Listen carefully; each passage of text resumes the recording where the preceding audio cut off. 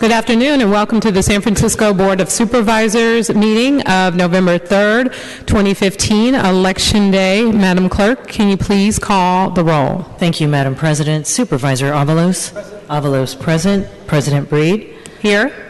Breed present. Supervisor Campos? Present. Campos present. Supervisor Christensen? Present. Christensen present. Supervisor Cohen? Yes. Cohen present. Supervisor Farrell? Supervisor Farrell? Farrell present. Supervisor Kim? Kim not present. Supervisor Marr? Here. Marr present. Supervisor Tang? Tang not present. Supervisor Wiener?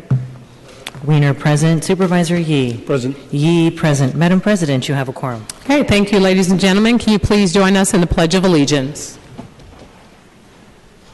Pledge allegiance to the flag of the United States of America and to the republic for which it stands, one nation, indivisible, with liberty and justice for all.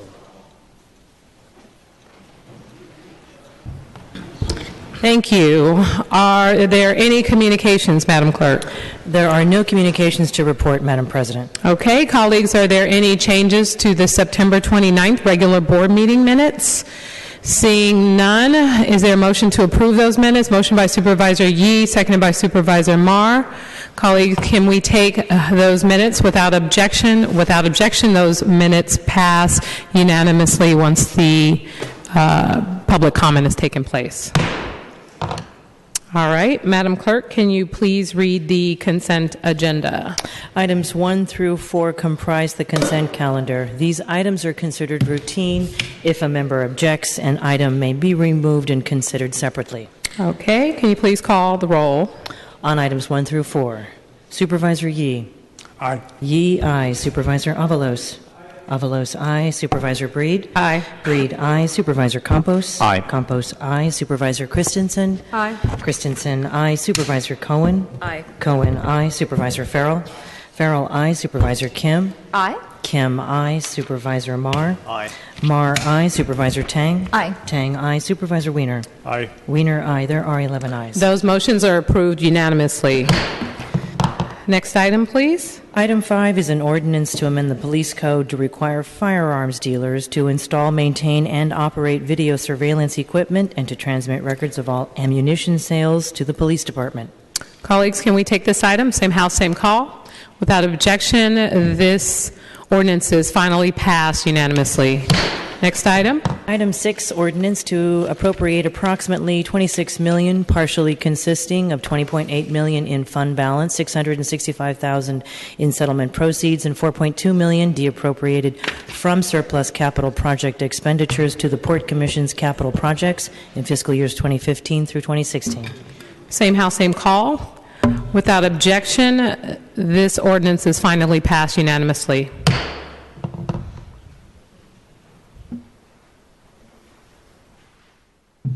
Next item, please. Item 7 is an ordinance to deappropriate and appropriate $3.5 million of city taxable general obligation bonds, Series 2015A, for the Seismic Safety Loan Program in the Mayor's Office of Housing and Community Development in fiscal years 2015 through 16.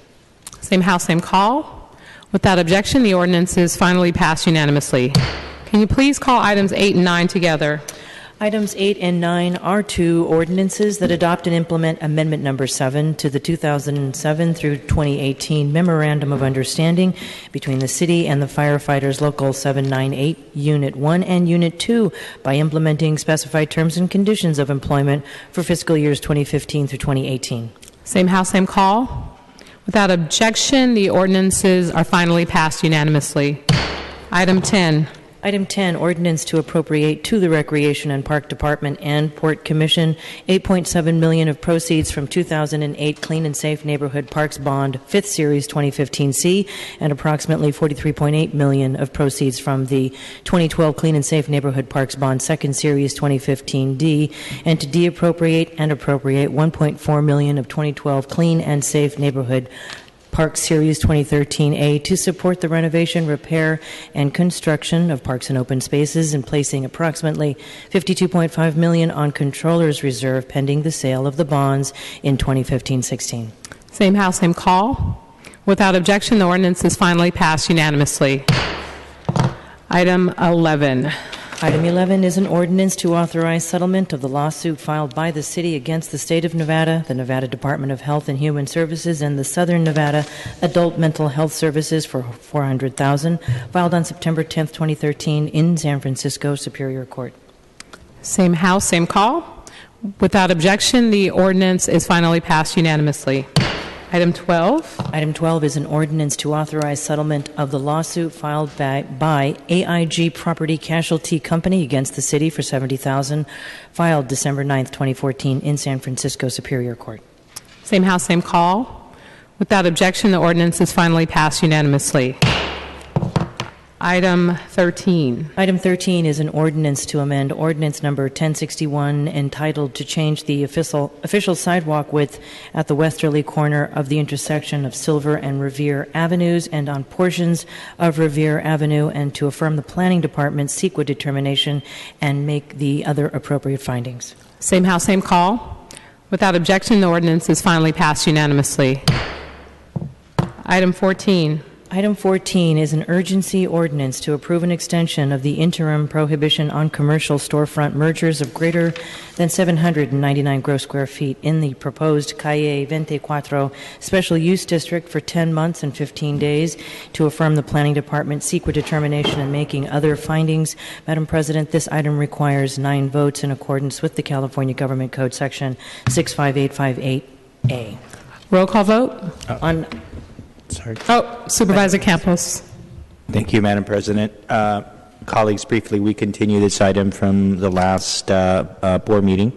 And today I'm asking to extend the interim controls that we recently passed that would prohibit commercial mergers that could result in a ground floor use space of greater than 799 gross square feet in this Latino Cultural District, Calle 24. We are seeking an extension of 10 months and 15 days. Last week, our office, the Office of Economic and Workforce Development, as well as the Planning Department, hosted a community meeting on 24th Street to begin the discussion about concepts that we would expect in addressing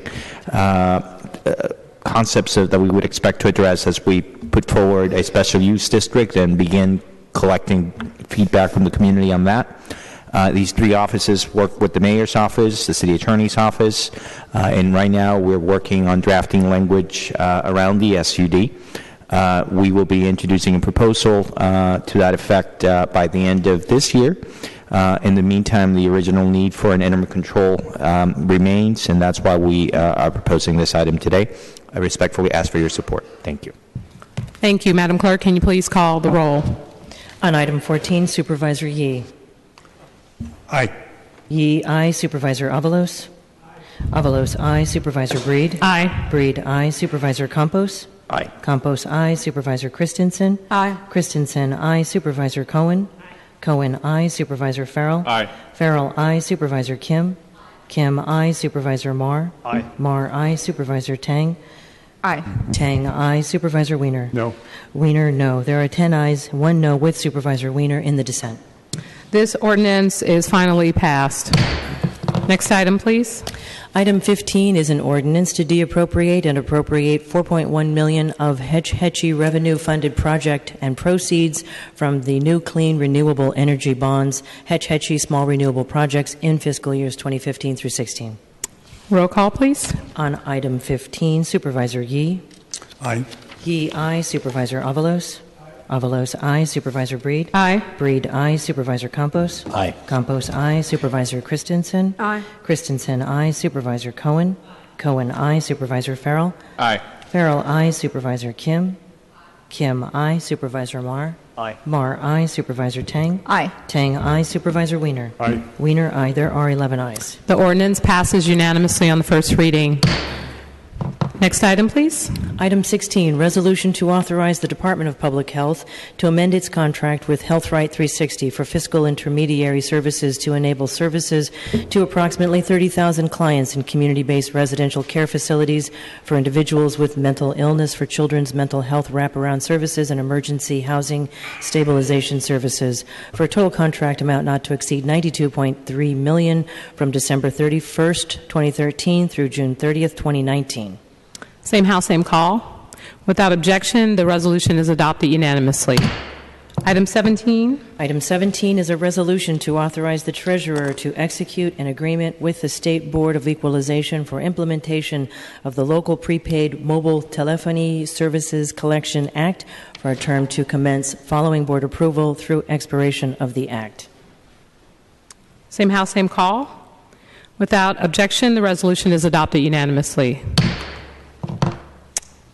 Item number 18, please. Item 18, resolution to authorize the general manager of the Public Utilities Commission and the Treasure Island director to enter into a long-term interconnection agreement with the Port of Oakland for the use of the Davis Electric Transmission Substation to serve Treasure Island and Yerba Buena Island for a term of 20 years to commence following board approval with a guaranteed maximum cost of $7 million. Same house, same call. Without objection, this resolution is adopted unanimously. Can you please call items 19 and 20 together? Item 19 is the resolution to further amend the resolutions of intention to establish the Infrastructure Financing District Number 2, and item 20 is the resolution of intention to issue bonds in an amount not to exceed $25.1 million for the City Infrastructure Financing District Number 2 for the city at the Port of San Francisco. Same house, same call. Supervisor Wiener, Madam President. I don't see Supervisor Wiener's name on the roster. Supervisor Wiener. No, I'm going to defer to Supervisor Cohen. Oh, thank you. Thank you, Supervisor Winter, for the deferral. In the future, if any of you want to speak, please put your name on the roster. Thank you. Supervisor Cohen. Thank you, President Breed, for the reminder. We're very grateful. Just wanted to, in land use, we had a long conversation around this particular item, and I have already spoken with Supervisor Kim, and she's agreed to talk a little bit more about the reasons why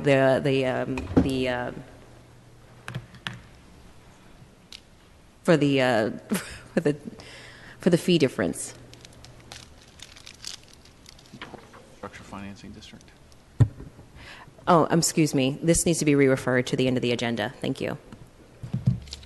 Okay, Madam Clerk, can we please go to item number 21? Item 21, resolution to retroactively authorize the Port of San Francisco to accept and expend a grant in the amount of approximately $1.4 million from the Department of Homeland Security's 2014 Port Security Grant Program for the period of September 1st, 2014 through August 31st, 2016. Same house, same call. Without objection, this resolution is adopted unanimously. Madam Clerk, can you please call item 22? Madam President, Supervisor Cohen has just indicated that items 19 and 20, they are prepared to speak on it. Okay. Supervisor Wiener? I was for item 22, so I'll speak to item 22 when it comes back up. So we're back on items 19 and 20, and would you like to speak on 19 and 20? No, I'll wait until item 22. Okay. Supervisor Cohen? I'd like to speak on item 19, and I'd like to ask my colleagues to continue, make a motion to continue this item 19, so that I can continue to work with the parties involved. I've got the blessing of the mayor's office as well. Okay. And as for 20? 20, we are able to go ahead and vote on. Okay. So Supervisor Cohen has made a motion to continue item 19, seconded by Supervisor Wiener. Colleagues, can we take the continuance to the meeting of... In 3 weeks' time? November 17th. Thank you. November 17th. Seeing no objection, the motion passes to continue this item to the meeting of November 17th. And item 20, colleagues, can we take this item, same house, same call? Without objection, the resolution passes unanimously. Madam Clerk, can you please call item 22? Item 22 is an ordinance to amend the planning code by establishing a new citywide transportation sustainability fee and suspending application of the existing transit impact development fee with some exceptions as long as the transportation sustainability fee remains operative, to amend sections 401 to add definitions reflecting these changes, to amend section 406 to clarify affordable housing and homeless shelter exemptions from the transportation sustainability fee, to make conforming amendments to the area plan fees in planning code, Article 4, to affirm the Planning Department CEQA determination and make other appropriate findings. Supervisor Wiener. Thank you very much, Madam President. Colleagues, this is a very exciting day. This has been in the works for years now to take a step to extend our transit impact development fee, which will now be known as the transit sustainability fee, to residential construction. The TIDF, the Transit Impact Development Fee, was adopted approximately 35 years ago, and for all of these decades it has applied to commercial development, but not to residential. And so residential development in San Francisco, no matter how large, does not automatically pay transit impact development fees. This was a huge hole in the fee.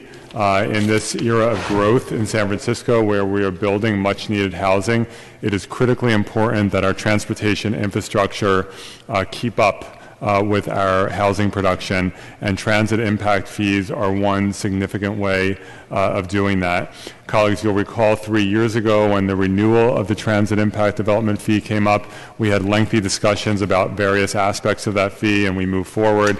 Now we have the opportunity to take this huge step and to extend the fee to residential development. It will generate hundreds of millions of dollars for transportation improvements over the next 15 years.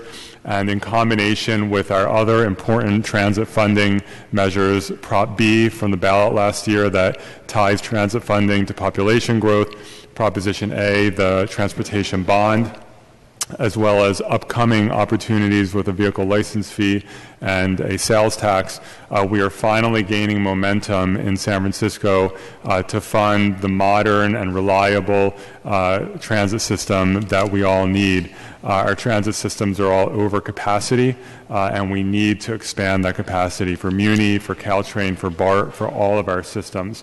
Of course, in committee we had a lot of discussion about what the appropriate level of the fee was. We in committee did increase the fee by $1 per square foot for residential and also for commercial, both for larger projects. We also removed the plan area exemption, and then we also limited the grandfathering provisions to end as of July 21st, which was the date of introduction of this legislation. So this has been a thoroughly vetted piece of legislation. It takes a huge step forward to extend transit impact fees to residential, and we did a lot of work in committee to extend it even further. I know there will be discussion today about other aspects of the legislation, and one can always take the position that a fee should be higher than it is, and no matter what level you set the fee at, someone's going to step forward and say it should be even higher, and that's a fair topic of discussion. But right now, this legislation takes a big step forward and also, I think, appropriately balances our need for transit funding and for transit impact fees with making sure that we are actually having housing be built in San Francisco. So colleagues, I ask for your support, and I want to thank everyone that was involved in making this legislation a reality. Supervisor Avalos. Thank you, Madam President. Colleagues, I am someone, so I will be proposing making some amendments. I believe that the Planning Department and the MTA did really great work on crafting our transit sustainability program and the fee. That's something that we desperately need as a city. All of us colleagues have been voting 11-0 to put more funds into transportation needs in San Francisco. We are really dedicated to doing that, and I have been really glad that we all have that consensus as a board that we need to be fighting for every dollar that we can find for transportation in San Francisco. We've talked about also trying to find every dollar wherever we can find for building our transit infrastructure in this city, and we actually have a lot of money left on the table with the transit sustainability fee. I sat in at the Land Use Committee because I really felt it was important that we bring this effort into the light of day, into the legislative arena. The discussion that had been done before coming to committee was in the mayor's office, setting what the fee would be with developers. setting the fee or creating a deal, one or the other. That's what was going on. And we look at what the fee is compared to what the Nexus study would measure, what the impacts of what development would be, and what we're charging for the fee. We're well below paying for the impacts of development, both on residential and non-residential. We are also not taking into consideration that projects that have been in the pipeline before July 1st of last year, 2014, we're anticipating that this fee would be established, and yet we're giving them a pass for the most part, and I believe we shouldn't be doing that. We should be trying to collect as much as we can, because many of the developers who would be impacted by this fee saw it coming. And so I'll be proposing that we actually have, tiered-in grandfathering for the fee on residential and non-residential. I've also been concerned. I actually went to the Planning Commission when the Planning Commission was reviewing the TSF, that we look at how we might have a different fee level for different parts of San Francisco.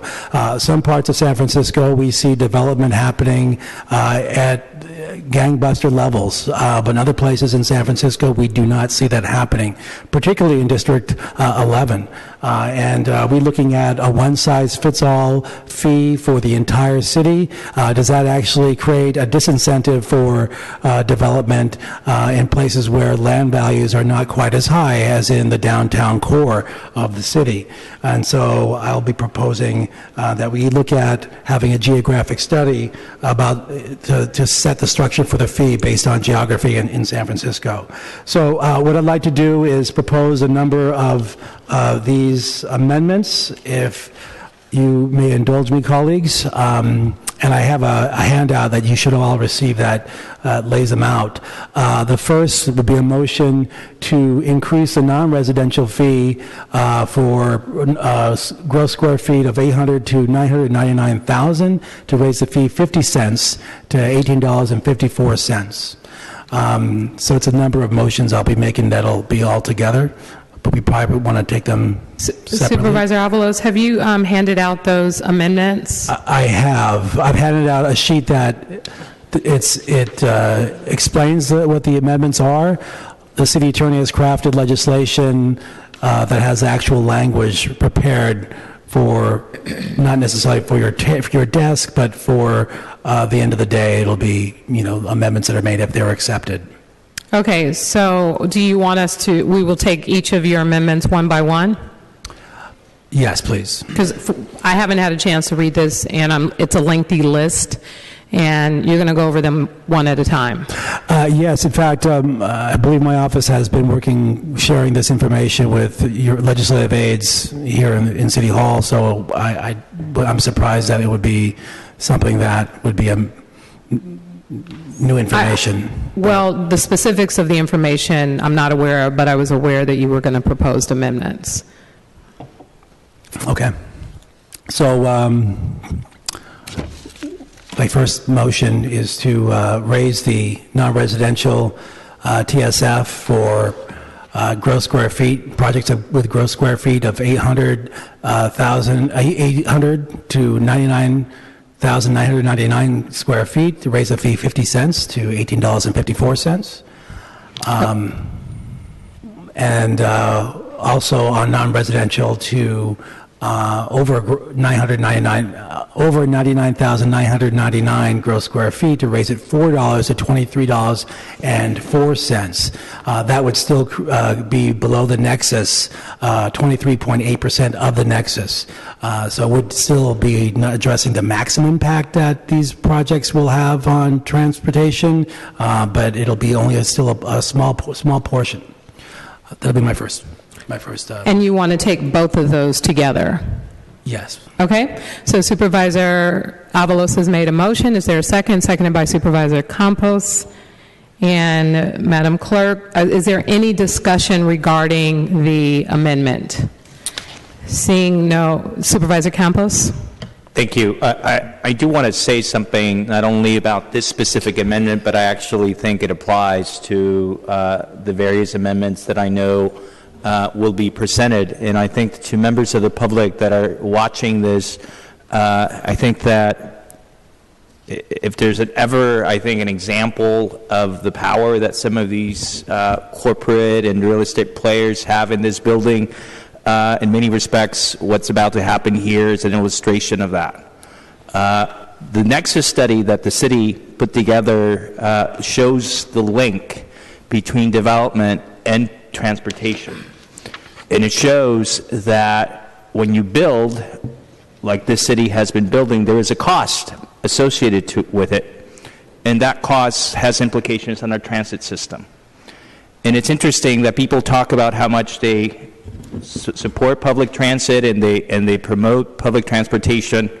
But when it comes to actually forcing powerful corporate interests and moneyed interests to pay for it, that's where somehow the commitment goes away or, waters down a little bit.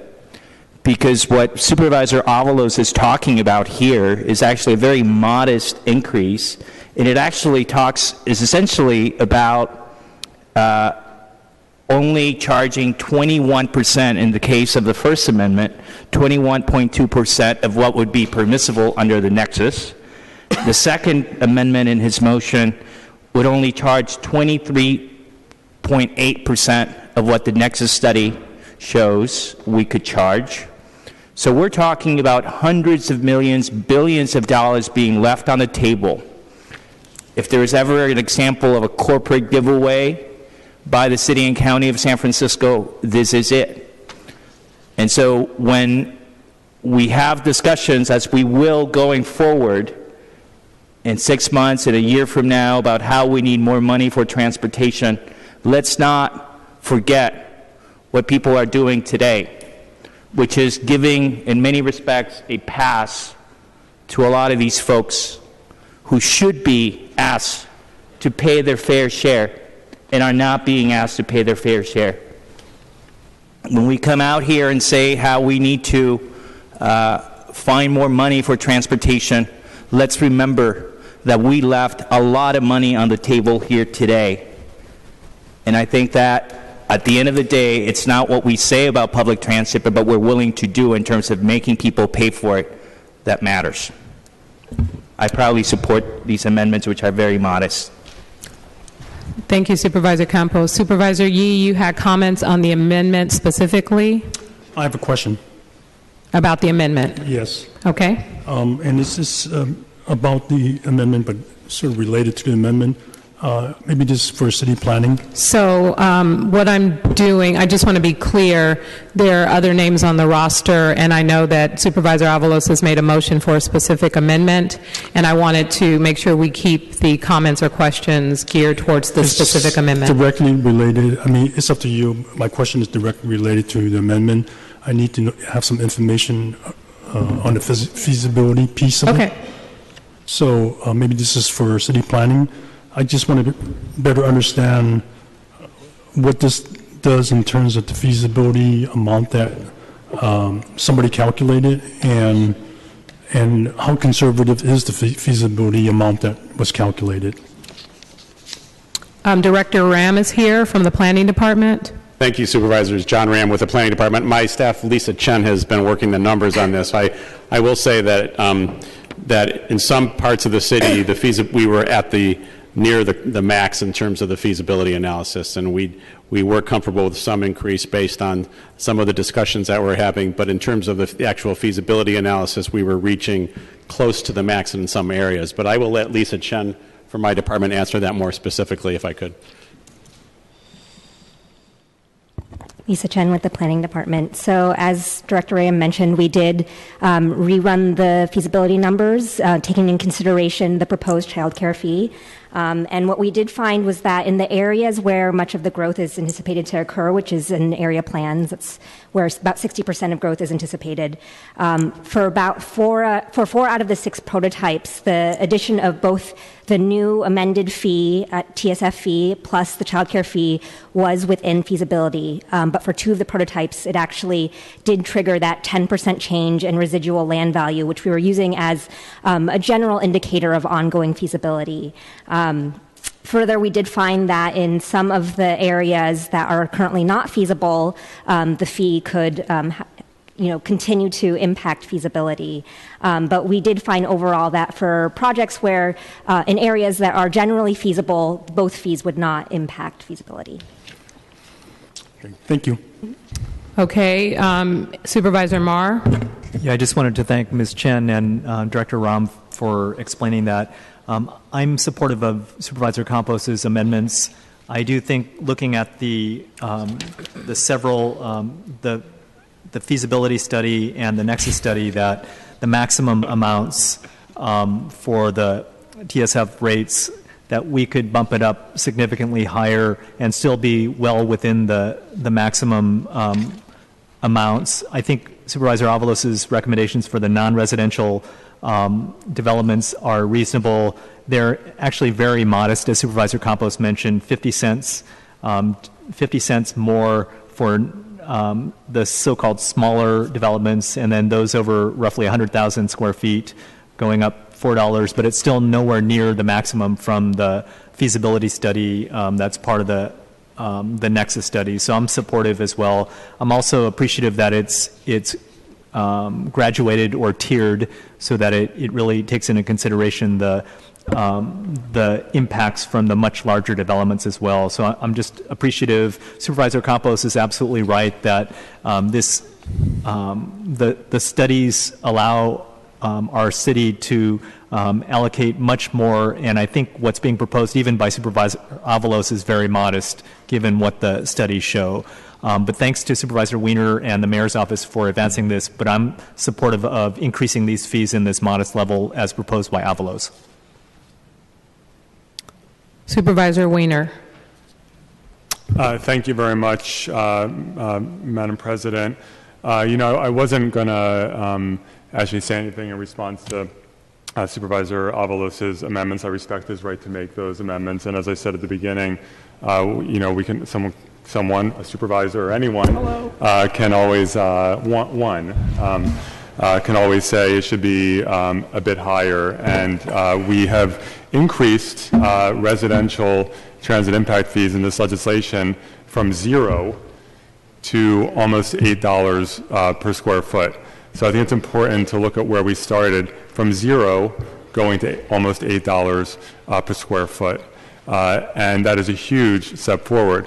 And so despite some of the rather dramatic rhetoric that we've heard in the chambers here today, that if you don't support just accepting whatever the highest number is that someone proposes, then you're somehow not really fighting for transit funding. That's frankly an absurd argument. The fact is there are some of us who have been fighting for transit funding very hard for years, who worked very hard to get Proposition B, for example, passed last November, which almost half of this board voted against, to get the Muni bond passed, and are already working to make sure we can go to the ballot next November with the vehicle license fee. And so this legislation in its current form will provide significantly increased transit funding. There are a lot of people in the development community who were very unhappy that we even introduced legislation to begin with that extended transit impact fees to residential development. There were people who were very unhappy that in committee, Supervisor Cohen and they were unhappy with us for supporting an additional increase and the elimination of the plan area exemption and other changes that we made. So we're trying to engage in responsible lawmaking here, where we actually do work over a period of years instead of dive bombing in at the very last minute, and try to come up with responsible legislation that takes into account the views of all the stakeholders, and moving forward with legislation that will significantly increase funding for our transit system and do so in a responsible way. Thank you, Supervisor Wiener. Supervisor Avalos. I'll just let the last word go. Supervisor Campos. How responsible is it to charge our developer friends only a fraction of what we could charge them? Is that responsible policy making? So before we start patting ourselves on the back let's be honest with the people of the city and county of San Francisco. I'm sorry that some people find it difficult to make developers uncomfortable. But the reality is that the level of development that's happening in this city is not only impacting the housing, because the building that has been focused primarily on luxury housing, but it's impacting transportation as well. So before we get this on this high horse about how we have always done what we're supposed to when it comes to transportation funding, I guess to some extent we have, except when it comes to how it impacts our friends in the development community. And whatever we say at the end of the day is what we do that matters, and we're going to see that today. Supervisor Avalos. Just to call the vote on the amendment, I have a series of amendments, so my name's on the stack for the next amendment.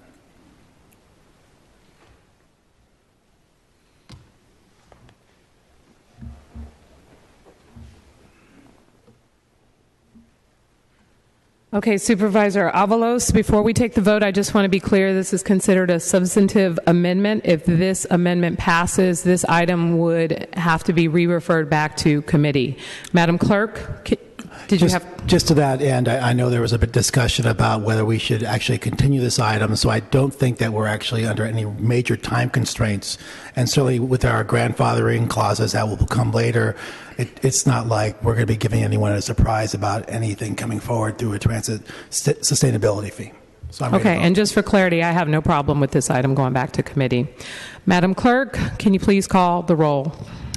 On the first amendment made by Supervisor Avalos, seconded by Supervisor Campos, Supervisor Yee. Aye. Yee, aye. Supervisor Avalos? Aye. Avalos, aye. Supervisor Breed? No. Breed, no. Supervisor Campos? Aye. Campos, aye. Supervisor Christensen? No. Christensen, no. Supervisor Cohen? No. Cohen, no. Supervisor Farrell? No. Farrell, no. Supervisor Kim?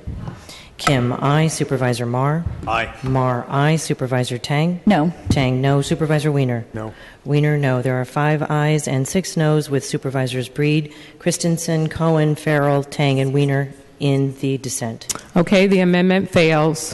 Supervisor Avalos, your next amendment? Thank you. The next amendment is what I have is number 2, is to have a tiered grandfathering for residential.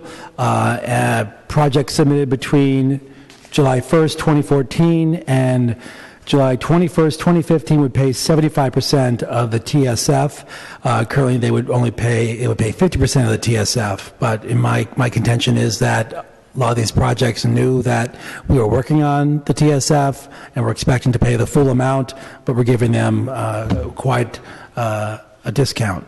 And also for doing a tiered grandfathering for non-residential, so projects submitted before July 1st, 2014 would pay 50% between the difference between the TIDF and the TSF, and projects submitted between July 1st, 2014 and July 21st, 2015 would pay 75% of the difference between the TIDF and the TSF. Projects submitted after July 21st, 2015 would pay the full TSF.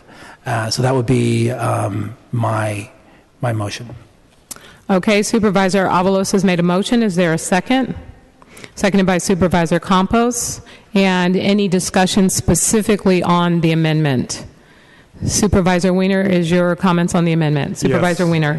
Thank you, Madam President. We had a lengthy discussion about the grandfathering provisions in committee, and it's always when you change the rules on anything, and particularly about costs and fees that are associated with something, it's always a little tricky when you make it retroactive.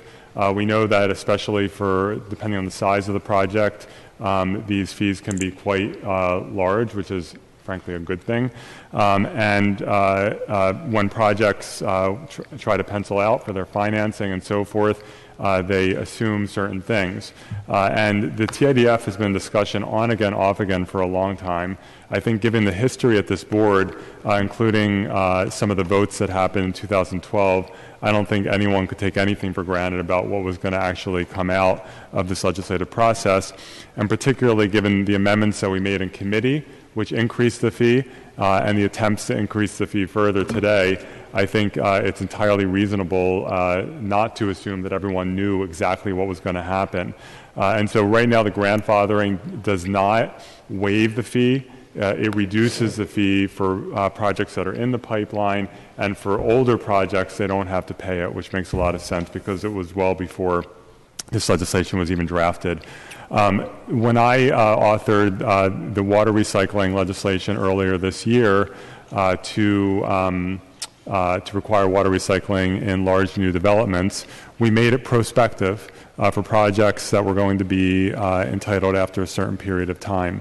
And we thought that was important because, again, these projects, when you're putting it together and determining what you're going to pay, whether it's for affordable housing or any other impact fee, you make certain assumptions based on the lay of the land. And when you're changing the rules in the middle of the game, you have to be very, very careful about doing that. I think that this strikes a good balance, and I don't think it needs to be amended.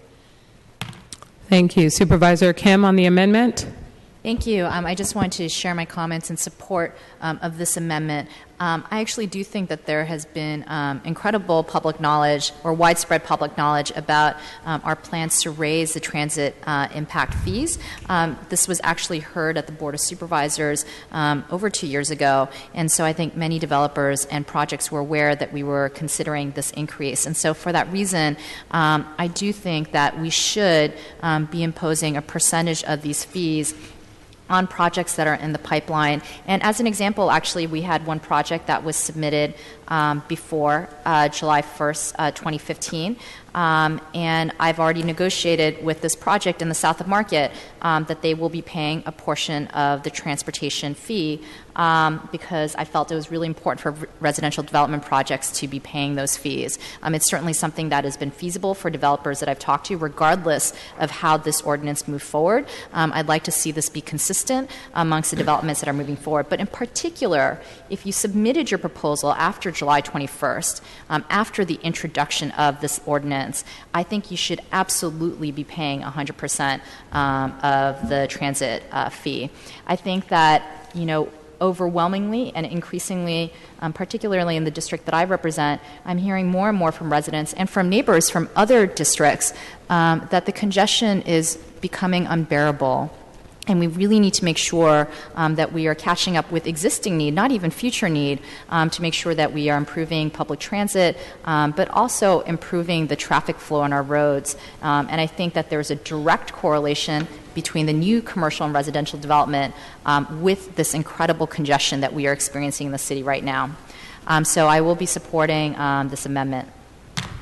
Thank you, Supervisor Kim. Seeing no other names on the roster, Madam Clerk, on the amendment, which again, Supervisor Avalos, would be a substantive amendment, which would require that it goes back to committee. Madam Clerk, can you please call the roll? Supervisor Yee? No. Yee, no. Supervisor Avalos? Yes. Avalos, aye. Supervisor Breed? No. Breed, no. Supervisor Campos? Aye. Campos, aye. Supervisor Christensen? No. Christensen, no. Supervisor Cohen? Cohen, no. Supervisor Farrell? No. Farrell, no. Supervisor Kim? Kim, aye. Supervisor Marr? Aye. Marr, aye. Supervisor Tang? No. Tang, no. Supervisor Wiener? No. Wiener, no. There are 4 ayes and 7 noes, with Supervisors Yee, Breed, Christensen, Cohen, Farrell, Tang, and Wiener in the dissent. Okay, the amendment fails. Supervisor Avalos? Thank you. I have 2 more amendments. The next one, or motions on amendments. The next one is for number 3 on my sheet I handed out, that we would extend the full TSF fee to projects that were in the pipeline that submitted by July 21st, 2015 of this year. Essentially, it's the last part of my last motion. Are you is that your motion number That's for 3? Non-residential, yes. So it's my last bullet in number 3. It would be to grandfather in projects submitted after July 21st, 2015 to pay the full TSF. And Supervisor Kim also spoke to that as an important part. Okay, got it. So you're only asking for an amendment to do your last bullet point specifically? Yes. That'll be for non-residential. Okay, Supervisor Avalos has made a motion. Is there a second? Seconded by Supervisor Campos. Supervisor Weiner. Thank you.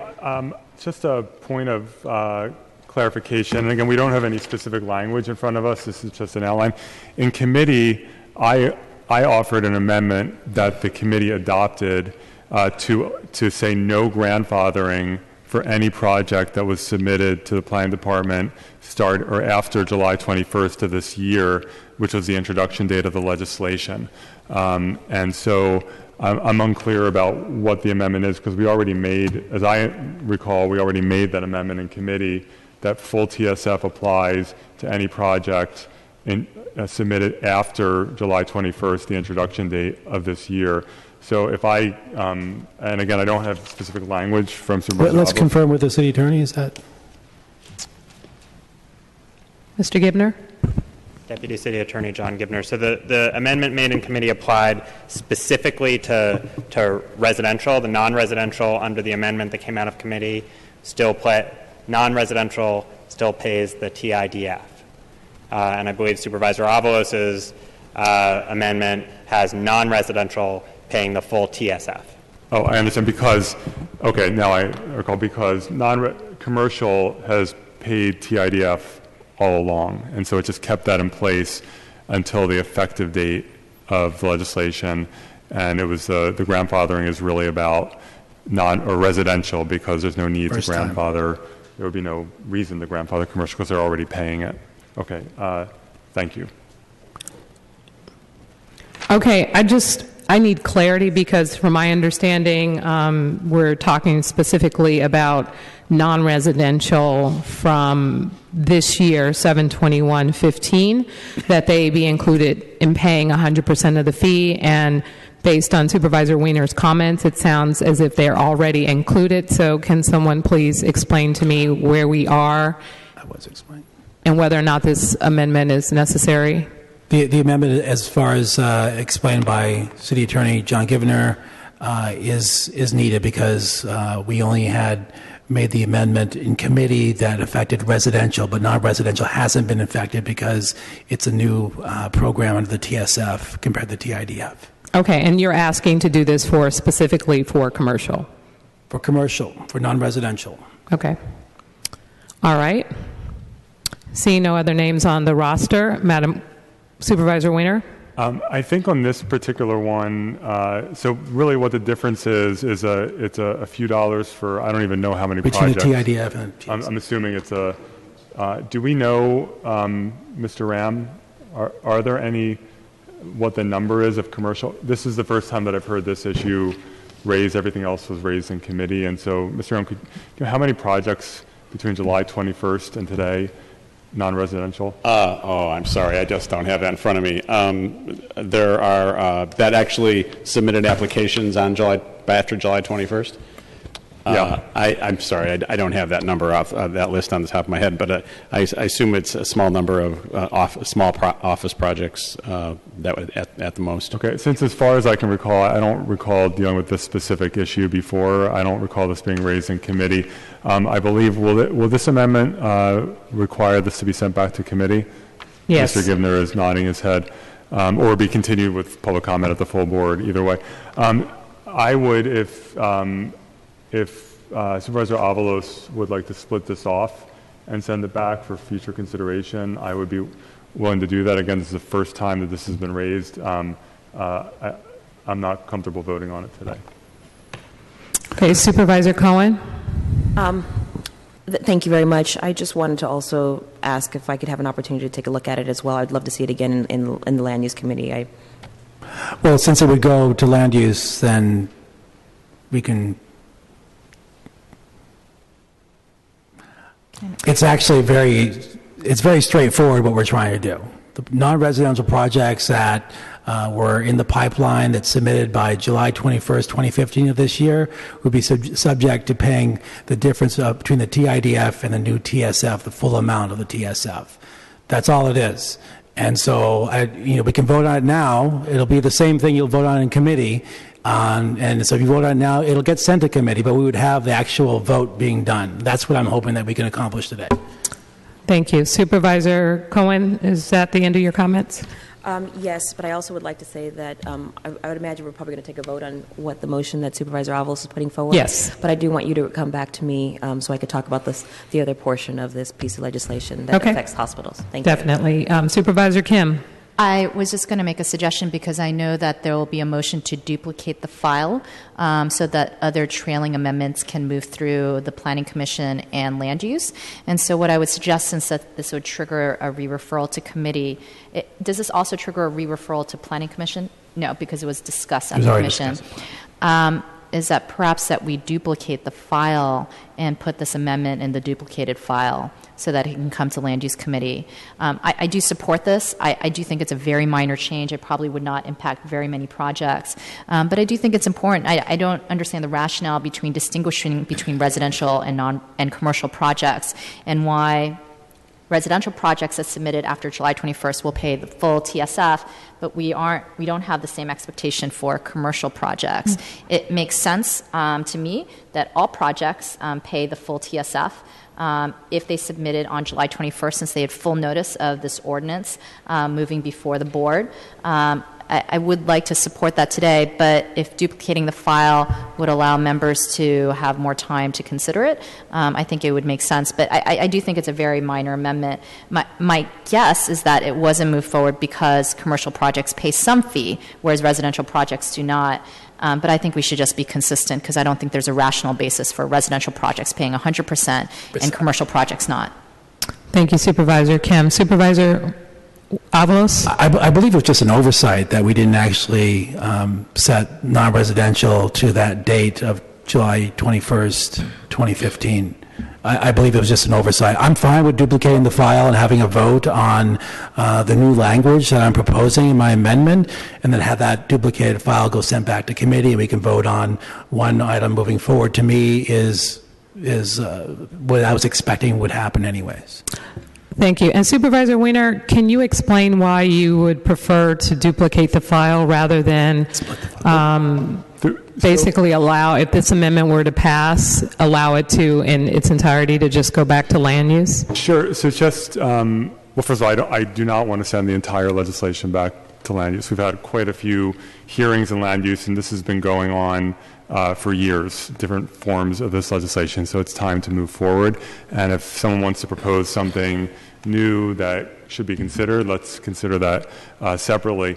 But in terms of this specific issue, and I think Supervisor Avalos, thank you for acknowledging that this specific thing was not raised in committee, and that is because I made the motion or I raised the issue in committee of making sure that there was no grandfathering for any project submitted after July 21st of 2015. So despite Supervisor Campos's assertions, some of us were fighting very hard to make sure that developers could not game the system by rushing their project in on July 22nd or August 5th or wherever to try to game the system and avoid paying transit impact development fees. Some of us felt very strongly that developers should not be able to do that, which is exactly why we put in the cutoff of July 21st for grandfathering.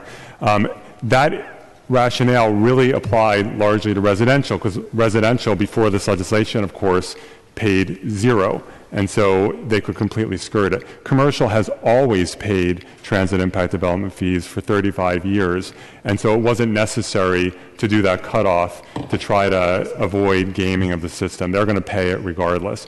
But I think it's a fair argument about whether TIDF or TSF should apply for the to the post-July 21st time period. Happy to have that discussion. I think we can all give it some thought. But given that it's being raised for the first time today, given that it would cause a delay in this entire legislation, my take is that we should sever it off, send it back to committee with the duplicated file, which is going to happen anyway, and have that discussion in committee. Thank you, Supervisor Kim. I was just going to reiterate that duplicating the file will allow us to vote and pass TSF today, exactly what Supervisor Weiner said, but allow this proposed amendment to be considered at a later time. Okay, so Supervisor Avalos, you'd like to make the request to duplicate the file? Yes, I'd like to request to duplicate the file. And amend the duplicated file? And amend the duplicated file to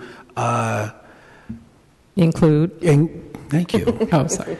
To include non-residential projects submitted by July 21st, 2015, to pay the full amount of TSF, which is actually essentially the difference between the TIDF and the TSF. And non-residential would be commercial and PDR, just to be clear. Okay, so Supervisor Avalos has made a motion to his duplicated file. That's a single privilege of the supervisor, Madam President. Yes, to duplicate the file, yes. But he has made a motion to amend the duplicated file. And so that's what we're going to be voting on, the duplicated file, correct? On the motion to amend the duplicate. Yes. Okay. All right, do we have a second? Seconded by Supervisor Campos. And are the names on the roster in regards to the amendment? Yes. Supervisor Cohen. Thank you. I just wanted to bring to everyone's attention that I'm going to be making some motions that are going to be duplicating the file and for the hospital portion. So if this is something that people are interested in doing, we could tack it on to my amendments as well. Okay. So that there'll be one vote taken for the duplication of the file instead of two. Okay. Got it. Also, as a point of clarification, when we duplicate the file, for me, what I'm suggesting will not require us to go back to the Planning Commission, but will go back to land use. Okay. So, Just point of order. Supervisor Weiner? Yeah, just a point of order. My understanding is once the file has been duplicated, and we can make Supervisor Avalos' amendment to the duplicated file, and then Supervisor Cohen can make an additional amendment to the duplicated file, and so it doesn't need to be exactly. Yes. Thank you. Thank you for that clarity. All right, Madam Clerk, on the amendment to the duplicated file, can you please call the roll? Supervisor Yee? Aye. Yee, aye. Supervisor Avalos? Aye. Avalos, aye. Supervisor Breed? Aye. Breed, aye. Supervisor Campos? Aye. Campos, aye. Supervisor Christensen? Aye. Christensen, aye. Supervisor Cohen? Aye. Cohen, aye. Supervisor Farrell? Farrell, aye. Supervisor Kim? Kim, aye. Supervisor Marr? Aye. Marr, aye. Supervisor Tang? Aye. Tang, aye. Supervisor Weiner? Aye. Weiner, aye. There are 11 ayes. Okay, the amendment to the duplicated file passes unanimously. Supervisor Avalos, are there any additional amendments? Yes, and thank you, colleagues. Just a question for City Attorney Deputy City Attorney John Givner. I have another amendment that I want to do about calling for a study looking at geographic focus for applying the TSF. And if that were to pass, would that have to go back to committee, or would it be could it be forwarded today to our next vote for next time?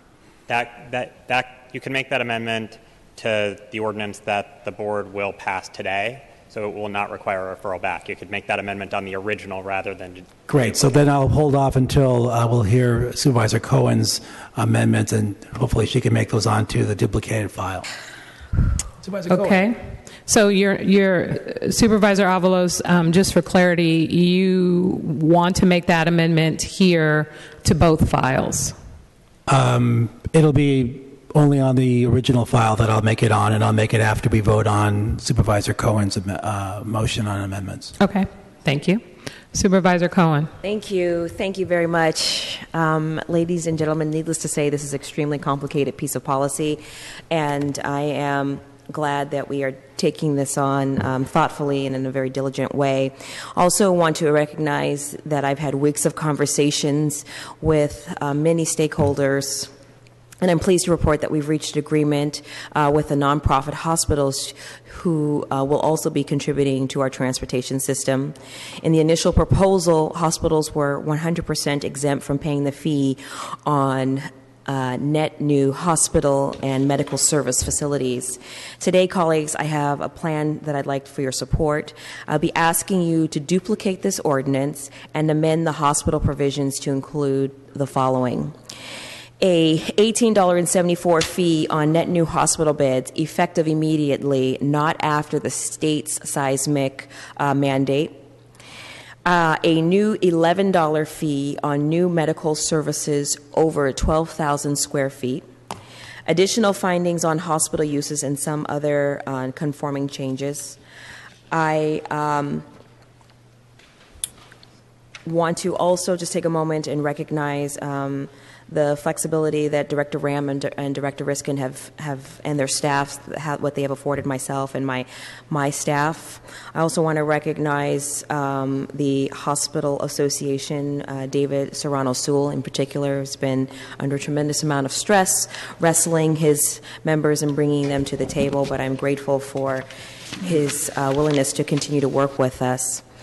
I think it's important to acknowledge that by calculating the hospital fee based on net new beds, that what we are doing is acknowledging that hospitals who have not yet undergone all of the required seismic upgrades are in some cases increasing their square footage to meet state guidelines for new equipment, technology, and hospital rooms, but not necessarily increasing the number of beds. And I know that's a mouthful, but that's an important point. It's also important to note that this new agreement imposes a fee on which would have otherwise been exempt, including medical services such as large clinics and outpatient facilities over 12,000 square feet. And we know from talking to the various nonprofit hospitals that the expansion of medical services is actually the direction that many of them are pursuing, rather than increasing the number of hospital beds. So both new hospital beds and new medical office and service buildings have transportation impacts in our neighborhoods, and it's essential, and it is essential and fair that they contribute something to our transportation system. So, for example, when we're dealing with CPMC, that particular project had transportation impacts to several Muni lines, including the 49 Mission, the 38 Gary, the 19 Polk, which were mitigated by adding service improvements paid for the project. Now, without those commitments in the development agreement, the city would not have been able to pick up the cost for those transportation improvements. These funds not only benefit all of our city's transit riders, but especially the patients and the employees of the hospitals who often heavily rely on public transportation to access healthcare services. So, colleagues, because this agreement establishes a new fee, it requires an additional committee hearing, which we discussed earlier. And in an effort not to hold up the entire TSF ordinance, I'd like to make a motion that we duplicate the file and amend the duplicated file as I have previously described, and which the clerk has circulated to you. And again, this includes adjusting the fee for hospitals to $18.74, calculated on a net new bed. Also establishing an $11 fee for medical service use over 12,000 square feet, and updating the findings to include language about the scale and size of hospital uses in their medical services. And as part of this motion, I'd like to also refer the amended, duplicated file back to the Land Use and Transportation Committee for additional public hearing. Before we move on, I just had a point of clarification on it sounds like you're doing one amendment for three different things. You're asking for one amendment for each of your items? No. Okay. Page 5, line 21, is that 1,500 gross square foot? Or is it supposed to be larger than that? You said page 5, line 21. It says 1,500 square feet. Okay. So can you please repeat your amendments specifically? Sure.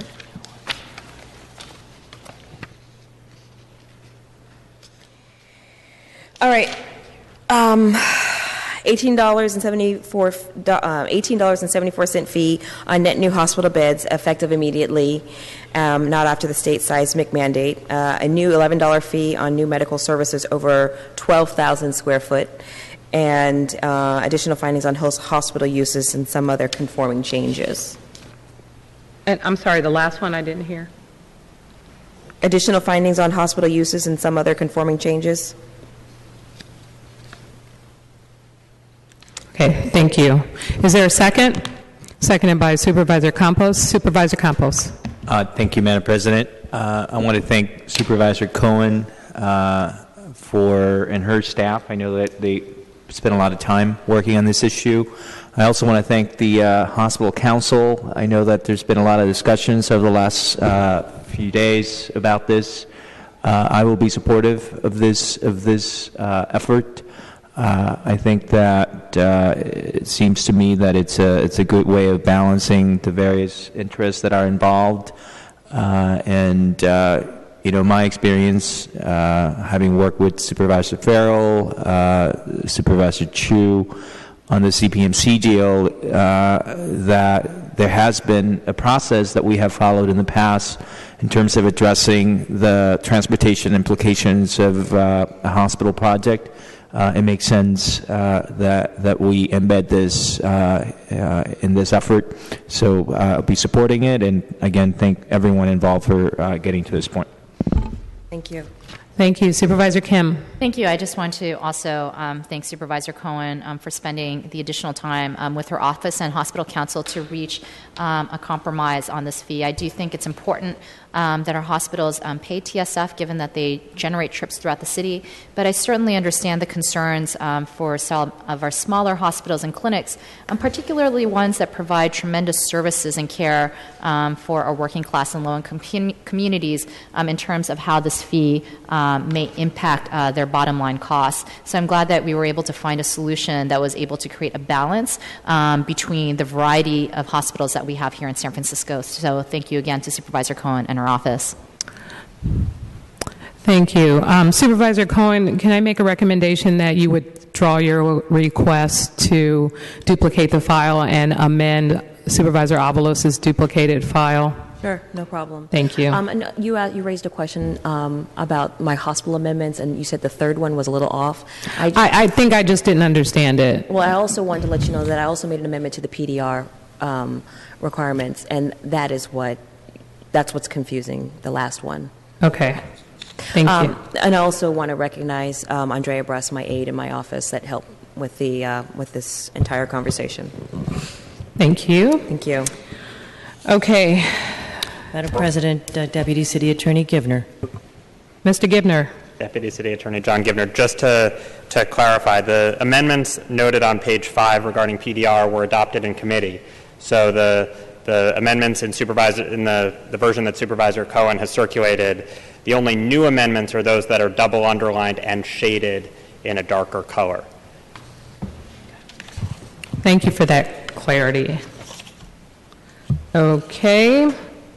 Seeing no other names on the roster, Supervisor Cohen has made a motion to amend, and it was amend the duplicated file, and it was seconded by Supervisor Campos. Madam Clerk, on the amendment to the duplicated file, can you please call the roll?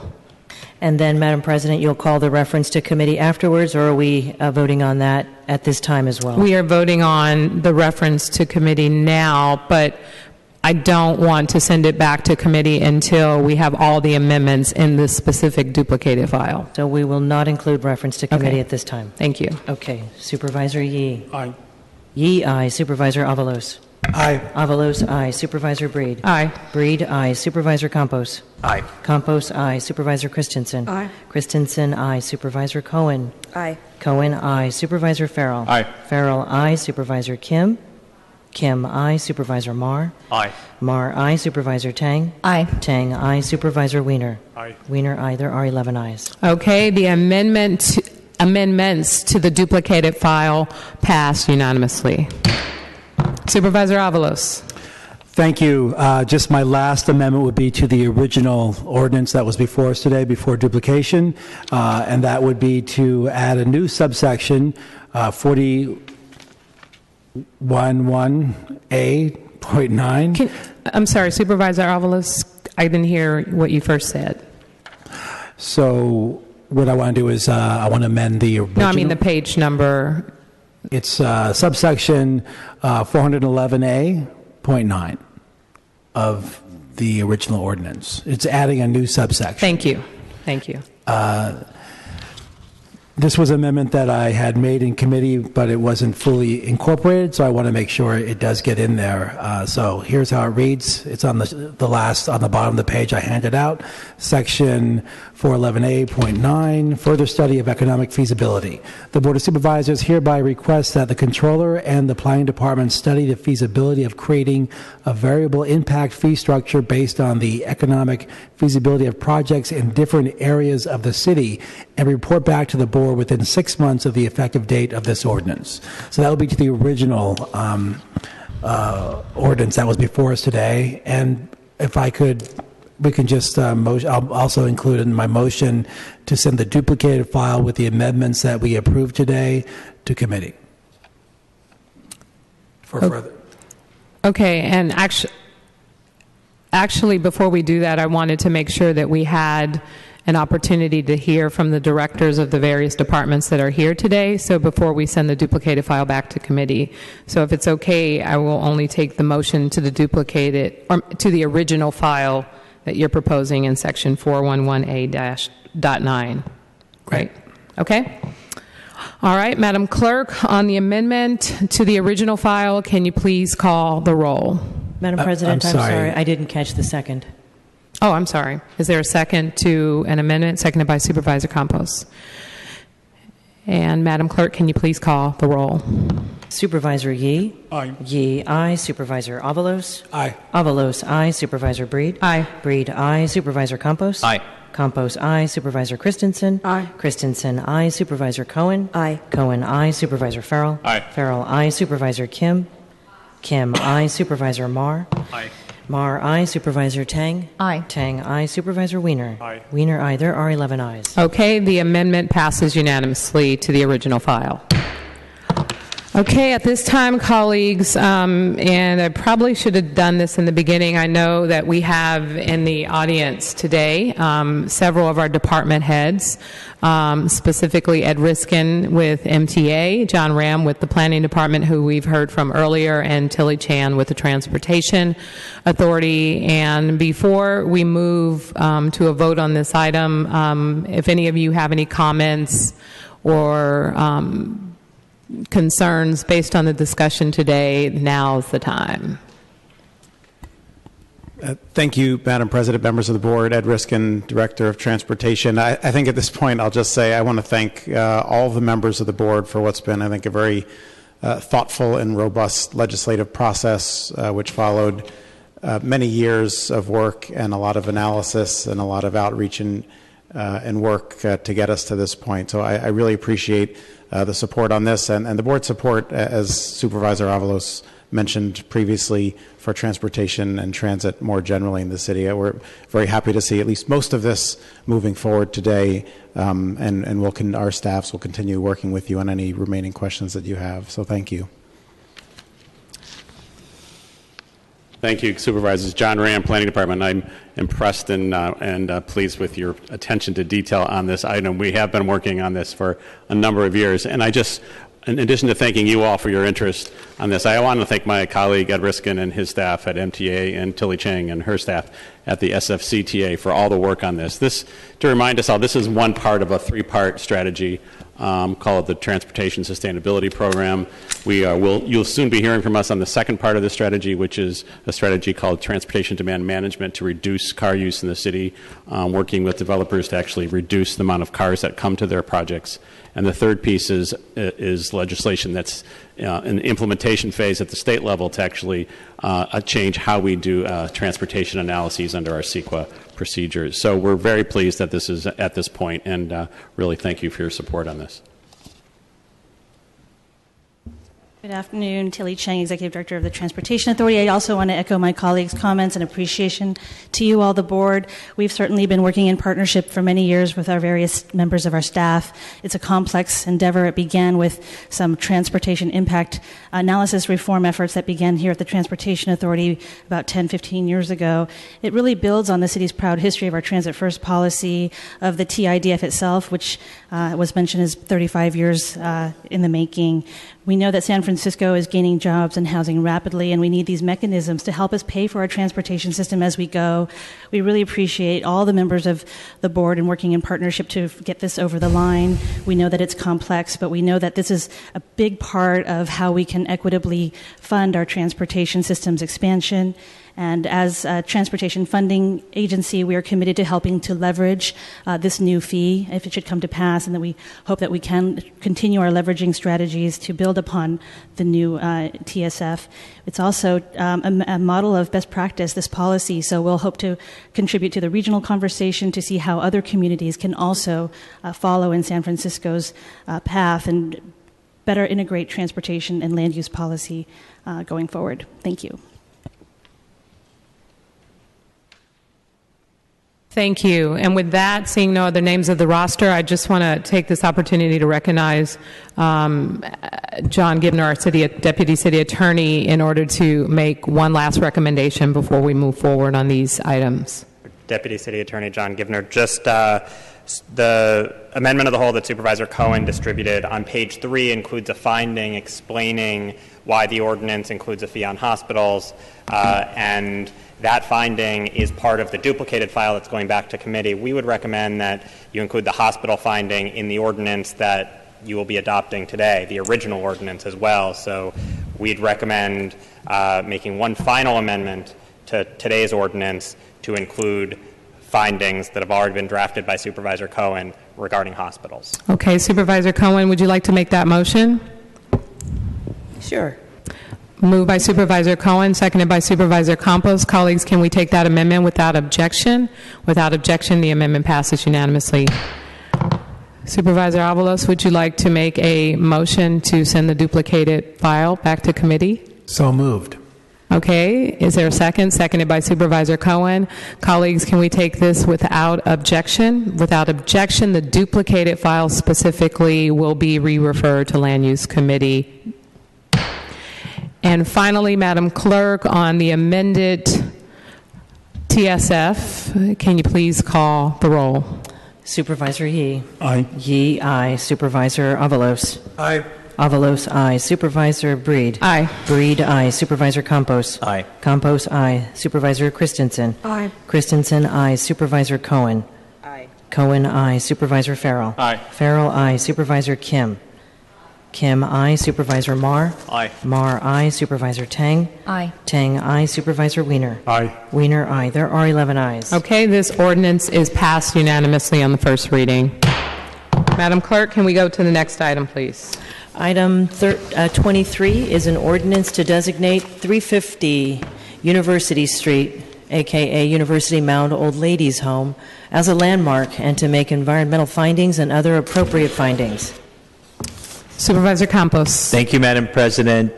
Colleagues, this is an item that has been before the board before, and it's my honor to bring it back.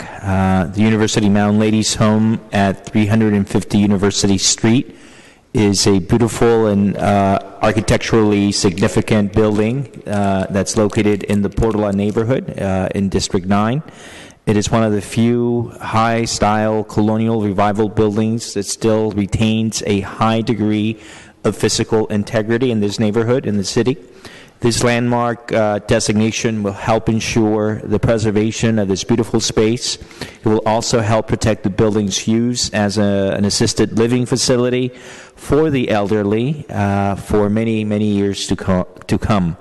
I'd like to thank the 222 residents in this community who have signed a petition to landmark this building. I also want to thank the Planning Department staff who have been working with my staff, as well as the Historic Preservation Commission for recommending the landmarking of this building. And I want to thank Carolyn Goosen in my office. With that, I respectfully ask for your support. Thank you. All right, seeing no other names on the roster, Madam Clerk, can you please call the roll?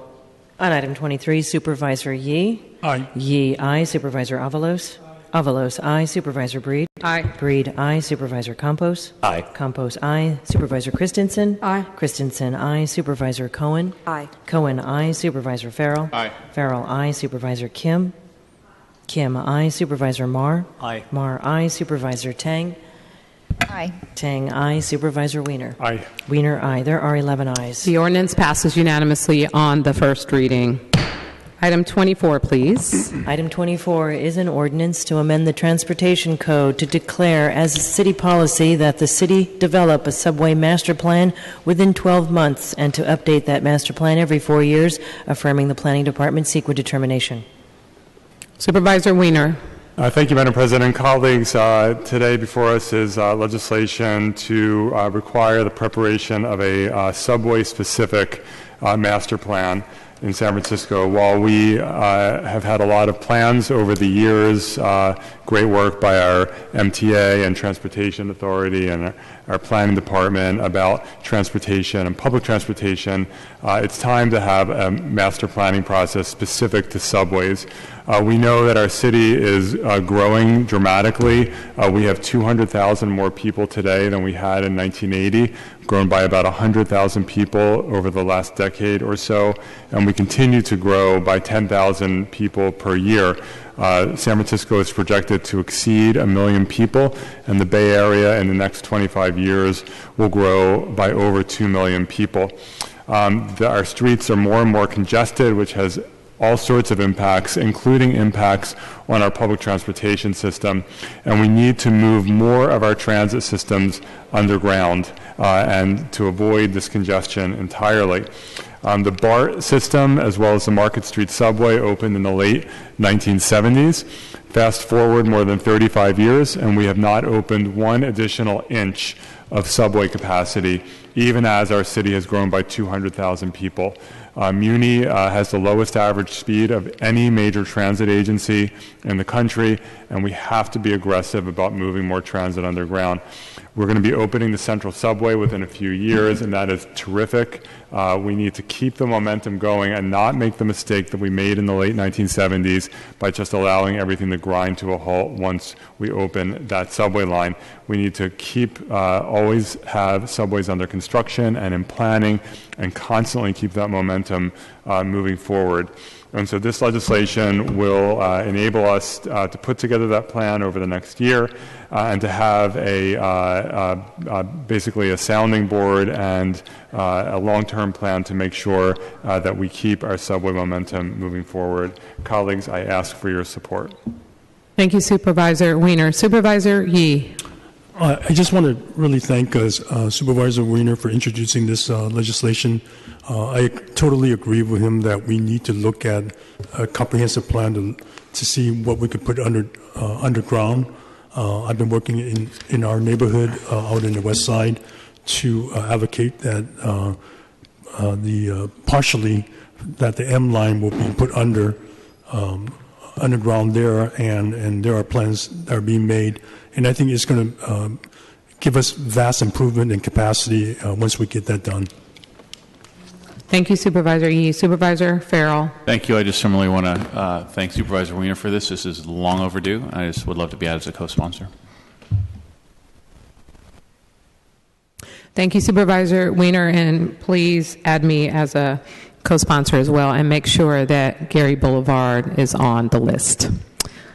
Supervisor Christensen. I just want to say, as I understand, I am a co-sponsor. Is that true already?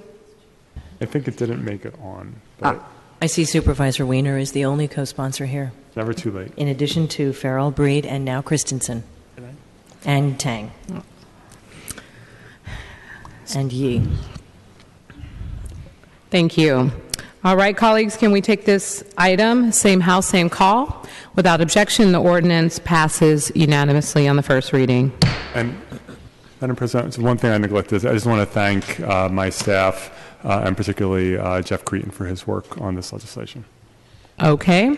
Madam Clerk, can we go to the committee reports? Yes, item 25 was considered by the Land Use and Transportation Committee at its regular meeting Monday, November 2nd.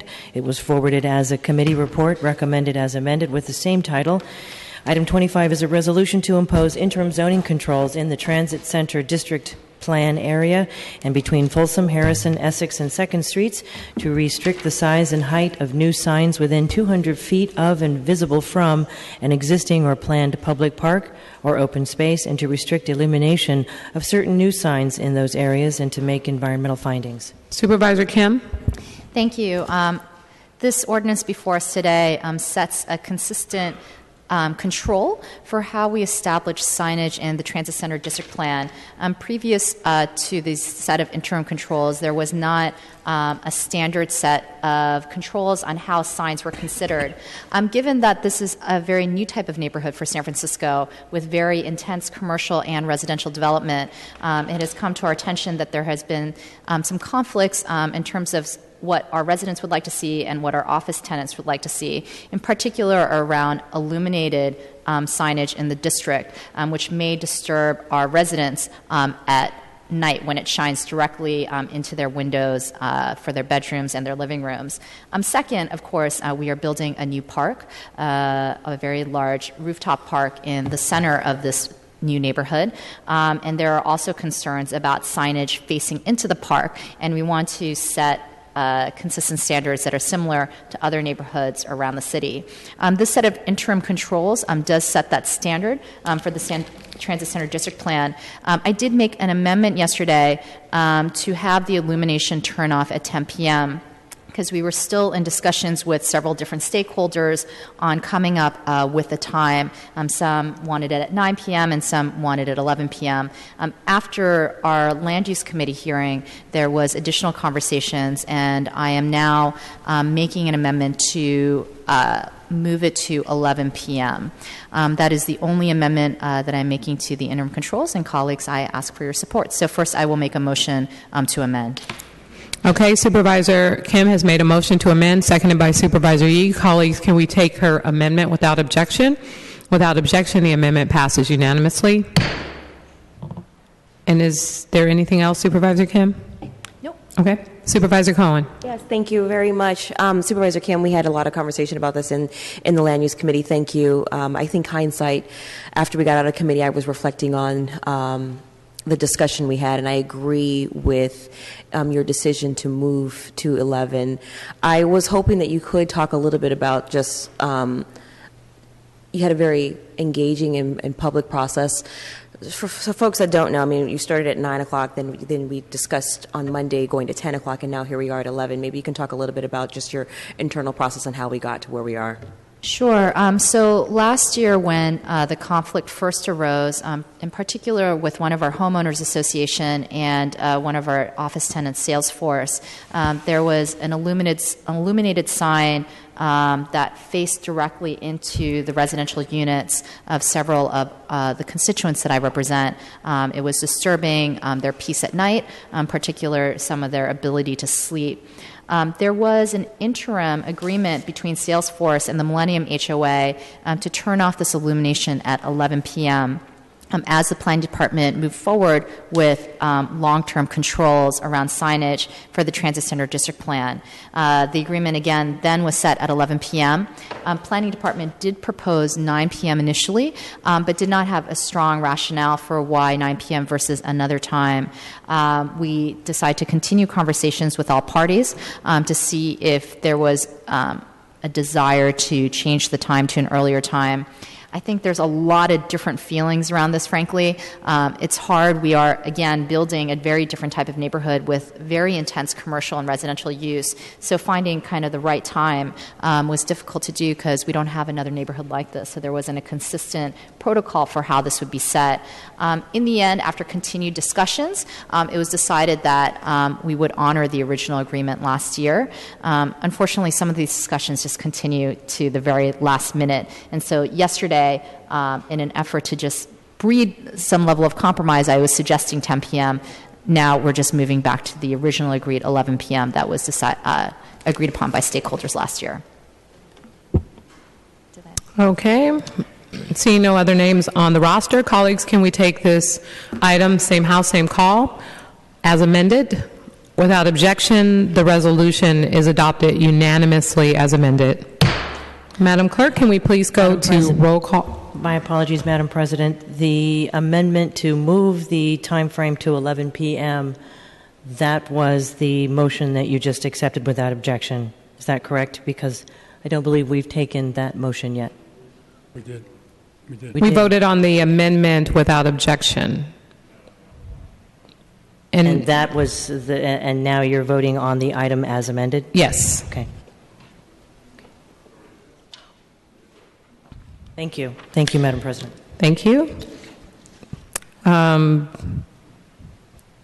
Madam Clerk, can we please go to roll call for introductions? Yes, Supervisor Yee is the first supervisor to introduce new business. Thank you very much, Madam Clerk. I actually wanted to make a few announcements rather than introducing any legislation. These are two things that we're doing in our district, and it's important for me to make note of this. I will be starting our third year in our participatory budgeting program, and the kickoff for this will be November 12th, 7 p.m. at the West Portal Playground Clubhouse at 131 Lenox Way. This is an opportunity for residents to come up with ideas to how to spend some funds that can benefit the district. Ultimately, when they submit the proposals, the residents themselves would vote on which projects they would like to support. And so that's a serious meeting. And then 2 days later, we, on November 14th, we're going to have our first, I believe, our first outdoor sort of movie night in District 7. In cooperation with Ingleside Library Garden and the Ocean Avenue Association. So we're sponsoring this, and all are welcome. If you haven't seen it yet, it's an opportunity to bring your kids and watch Despicable Me at 6:30, and earlier at 5:45. You can bring your kids, and there'll be some kids' activities. We'll have popcorns and hot cocoa for anybody that's interested. Thank you very much. Thank you, Supervisor Yee. Supervisor Avalos. Supervisor Campos. Submit. Supervisor Cohen. Thank you very much. I just wanted to take a moment and recognize and ask that we close the board meeting out and to recognize a woman in the Bayview community by the name of Regina Douglas, who passed away a few weeks ago. I don't have her biographical information in front of me, but I wanted to make sure that I made this motion at the board so that we can close out in her memory. I'm going to be attending her funeral on Friday, so I asked colleagues that you will support me in remembering the life and times of Miss Regina Douglas. She was a phenomenal woman, just truly a big personality. Thank you. Thank you, Supervisor Cohen. We will obtain the address from your staff later. Yes. Supervisor Farrell. Supervisor Kim. Okay. Supervisor Marr. Thank you, Madam President. I'm calling, along with public health equity advocates like Shape Up SF, for a hearing on my efforts and the Board of Supervisors' efforts to, with the PUC, San Francisco Unified School District, and the Rec Park Department and others, to expand equitable access to drinking water by increasing modern water filling stations in schools, parks, and especially neighborhoods with the highest concentration of obesity and diabetes and health issues, namely low-income communities. As we've worked to curb obesity and type 2 diabetes and oral health diseases throughout the city by discouraging the consumption of sugar-sweetened beverages, San Francisco also has been very proactive in expanding access to Hetch Hetchy water for our communities. The school district and the PUC has had an initiative to make drinking water more accessible to our youth and families. Through the Drink Tap campaign, the PUC and the school district have been installing new scores of hydration stations in our schools. They're really nicely designed, very prominently placed, along with educational curriculum materials, so that our kids and their families are discouraged from drinking harmful beverages like soda and encouraged to drink tap water and healthier beverages. Last year, with School Board Commissioner Matt Haney, I wrote an editorial in the Examiner that supported San Francisco's efforts, especially at the Board of Supervisors, to add back money into the budget to expand this effort in the schools and in parks and public places citywide. The Board of Supervisors add-backs have been instrumental in these efforts. So far, 41 drinking fountain hydration stations have been installed, and another 31 are slated to be completed between now and 2017. Outside of our schools, we currently have an estimated 20 or more than that water filling stations. And with the add-back from the Board of Supervisors last year, I'm hopeful that we're going to double this and surpass the 100 drinking fountain, drink tap stations in the coming year. It really includes a bunch of them in Golden Gate Park, where we have large events, on Clement Street, where we've been adding public art and more walkable and gathering areas like parklets and other places, and other Key 1, District 1 spots as well. Colleagues, as we continue to develop our new lists of places to install drinking fountains and drink tap stations with an additional add-back, hopefully with the budget process this year of $150,000, I want to make sure that we have a strong equity lens and health equity lens, that we prioritize neighborhoods and communities with the greatest risk of diabetes and obesity. I wanted to thank especially leaders from our communities like Roberto Ariel Vargas of San Francisco Health Improvement Partnership and UCSF, Christina Gota from the Department of Public Health, but especially Marianne Cito, Beatrice Johnson-Hernandez, and Chuck Collins from Shape Up SF and others. At this hearing that we'll hold at the board, we'll get updates from the various city departments and the school district, and I'd also love to hear from your offices and constituents on potential new locations for drinking fountains and drink tap stations in our neighborhood. Thank you. The rest I'll submit. Thank you, Supervisor Marr. Supervisor Wiener. Madam President, seeing no other names on the roster, that concludes the introduction of new business. Thank you. Madam Clerk, can you please read public comment? At this time, the public may directly address the entire Board of Supervisors for up to 2 minutes on items within the subject matter jurisdiction of the Board, to include the minutes and items on the adoption without reference to committee calendar, items 28 through 30. Public comment is not allowed when an item has previously been subject to public comment, as is the case with items 1 through 25. Pursuant to the Board's rules, direct your remarks to the Board as a whole and not to individual supervisors nor to the audience. Speakers using interpretation assistance will be allowed twice the amount of time to testify, and if you would like to display a document on the overhead projector, please clearly state such to SFG TV and remove the document when you would like the screen to return to live coverage of the meeting. First speaker, please. أيها الإخوة العرب الموجودين هنا في سان فرانسيسكو وضواحيها، اسمي عبد الله مجاهد، وأنا هنا اليوم أحب إني أذكركم من إننا دايما بنحب نتبرع بديك رومي أو 2 نقدمهم للملاجئ اللي بتخدم كل المحتاجين، الفقراء اللي ما عندهمش سكن ولا شغل يستلزموا منه. نكس دور ملجأ في شارع جيري، وملجأ MC ساوث في شارع 5 رقم 525، وده يوم 26 نوفمبر. واللي ما تنسوش النهارده 3 نوفمبر يوم الانتخابات في الدور الارضي. Ladies and gentlemen, I am here to ask you if you can donate 1 turkey or 2 to give the shelter who survive and who help the homeless people. Special because we are in November. Every year we're waiting for that day, 26 November, to feed the homeless, to feed the people who doesn't have home or work to get something else. I am also trying to remind my Arabian people that today, 3 November, is the day for vote.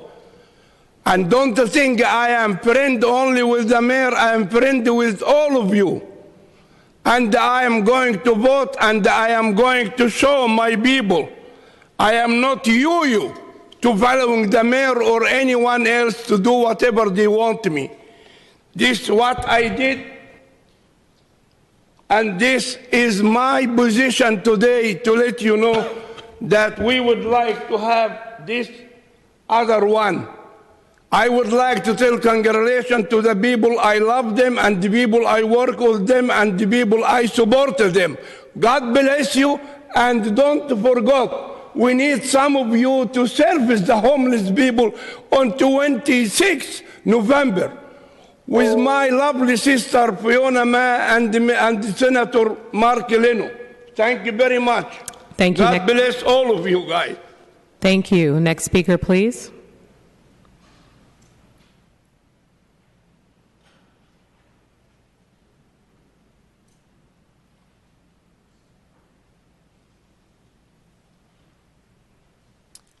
Hello, my name is Catherine Bauman. I live at 301 Mission, and I may have been misinformed.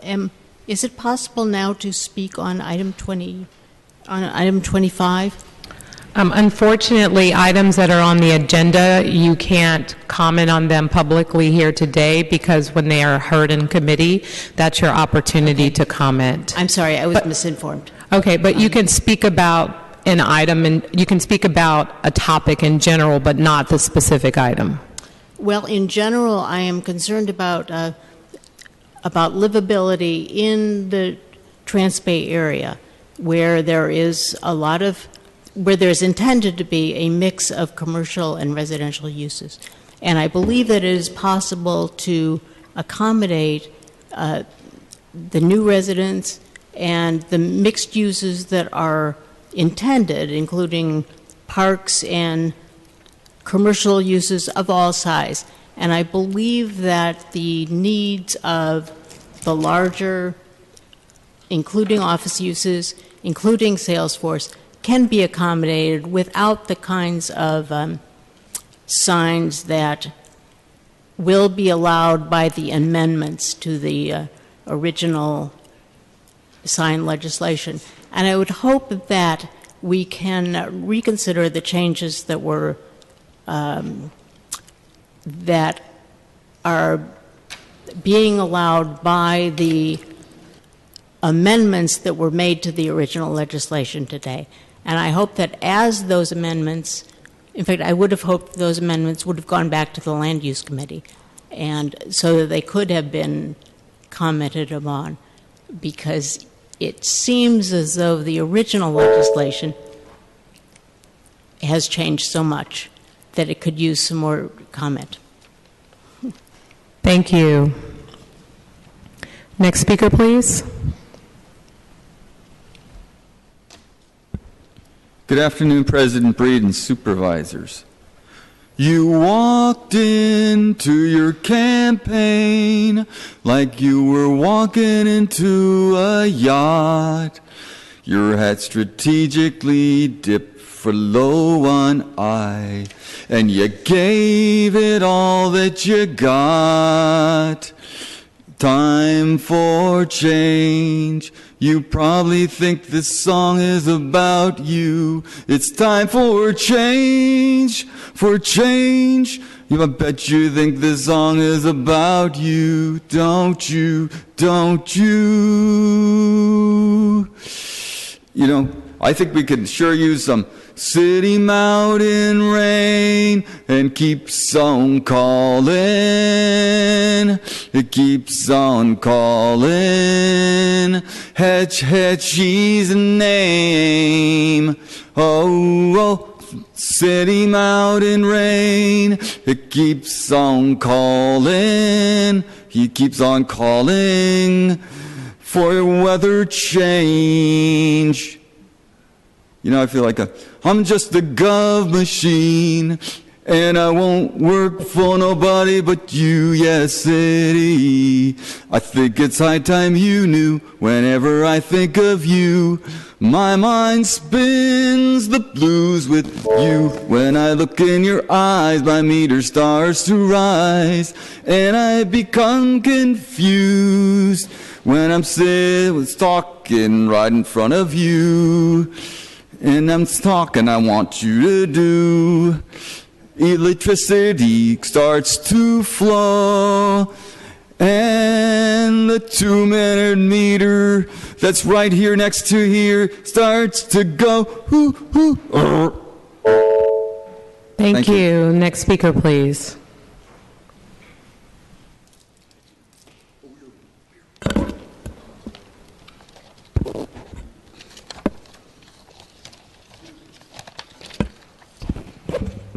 Excuse me.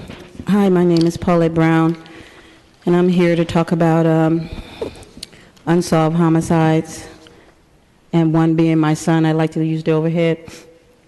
This is my son, Aubrey Arbacasa, who was murdered August 14th, 2006. To this date, his case is not solved. He was shot 30 times with a semi-automatic guns, and my concern now that, all the guns on the streets are continuing to kill our children. I've been out on the battlefield for the last 9 years. Next year to be a decade. Yes, there is a mother's rage, and I say it's a mother's rage to heal. So I'm trying to heal, but it's hard. It's hard for me. This was my son, and no one wants to lose their children. And if I had to leave advice for people, tell your children you love them every day. You never know the next time you're going to see them when they walk out that door. I always say firearms are the third leading killer of children ages 1 to 17. My son was 17 when he was murdered with someone carrying a firearm. I'm not only out there. There's all unsolved homicides. San Francisco has the worst solving homicide out of any other place. What about the first 48 hours? What do we do about it? There's nothing there. You have former Mayor Gavin Newsom saying that I know who killed her son, the DA know who killed her son, the police know who killed her son. What do we do about it? I always tell people, you don't want to be in my shoes. You do not want to be in my shoes.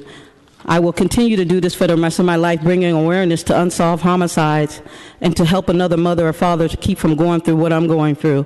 It's a shame that I have to stand out in front of City Hall and bring awareness to. We have no venue. We have nothing to put our children's pictures. This is what I'm left of my son, his body laying there. This is what keeps me fighting. Thank you, Justice Mrs. for Brown. our children, please. Next speaker, please.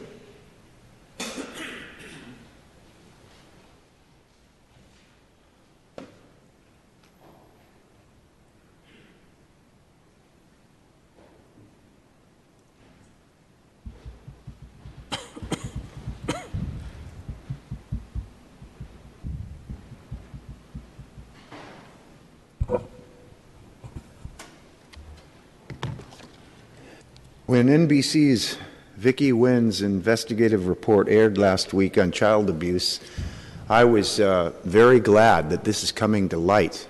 And that lady deserves a medal, and David Cortese, the supervisor, deserves a medal. Jesus said that whoever causes one of these little ones that believe in me to stumble, it were better for him that a millstone were hung around his neck and he were cast into the depth of the sea. And this story that aired last week on NBC is connected with what's on my T-shirt with John DeCamp and the Franklin cover-up. It really is. Jesus Christ is going to, and even through them, is exposing truth. Now, when Christ was killed, well, let me read what Bill has here in his chapter 1.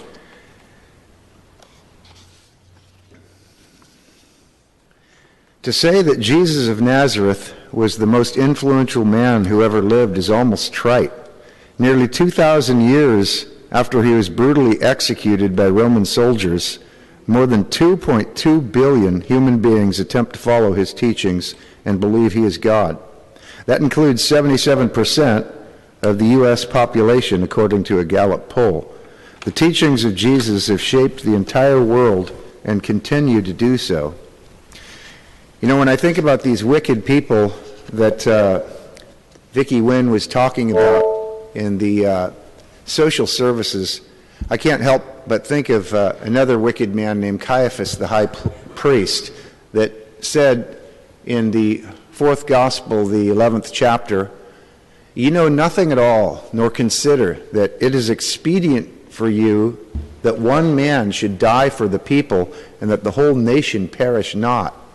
Now, he meant it like we need to kill Jesus, but God meant it like Christ died for our sins. Thank you. Next speaker, please.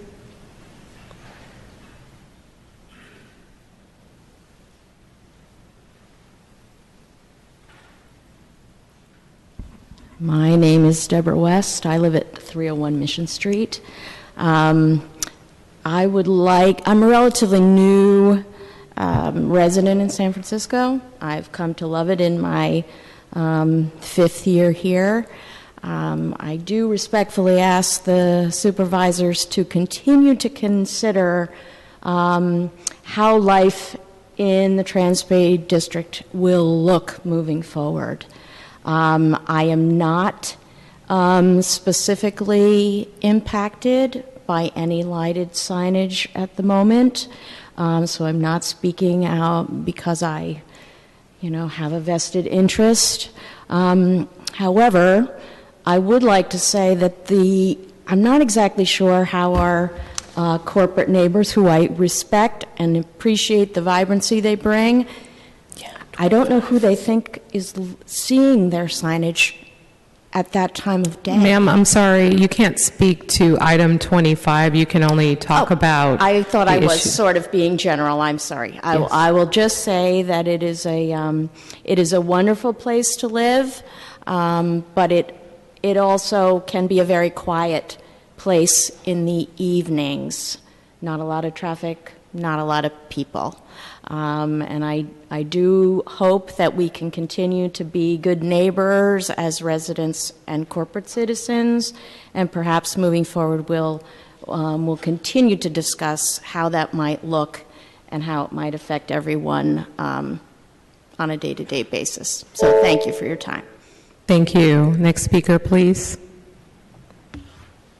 Good afternoon. I'm Stephanie Kay. I'm the general manager at Millennium Tower, and really just coming to thank you all for considering the emerging neighborhood that we have down in specifically Mission and Fremont, Beale, that whole dynamic area, and understand that it's a new, exciting place to be in San Francisco, and we appreciate all that you're doing to consider where it will be in the future. As we live together with residents and commercial entities there. So thank you, and we look forward to working with our neighbors and being good neighbors. Thank you. Thank you. Next speaker, please. Thank you, President Breed and other members of the cabal. My name is Christopher Dahl, and I live at 6th and Howard, 10 blocks and less than 14 meters from sea level. I rise to comment on the garbage paradigm. Instead of screaming, "You fart too much" at one another, or "Your carbon footprint is criminal," or "Your mother chops trees," let's spend an extra calorie or two thinking about the situation. Possibly we can find a way to characterize it that doesn't insult anyone's mother, that doesn't turn farmers into criminals, that may even be familiar. If we refer to carbon dioxide as garbage, as debris and not as a toxin, the debate has changed. If we talk about a material that everyone must dispose of without burdening their neighbors, that's not murderous, that's just civilized. And if we can provide a picture of the garbage truck, if we can offer a system that is visibly and openly dealing with the issue, we could get even stronger buy-in. We can balance humanity's carbon upload with humanity's carbon download. We can avoid having to argue over who has done what in the past, because natural processes will deal with our common history of carbon overload. All we would have to do is deal with our current carbon account, and that should be a much, much easier sell. It's a much easier sell because it's a much easier job. All we need is a few more trees to download our upload. We don't have to replace our cars, our power plants, or our lifestyles. Those things just become a bit more expensive, and we can afford it because we have to. Thank you, President Breed. Thank you. Next speaker, please.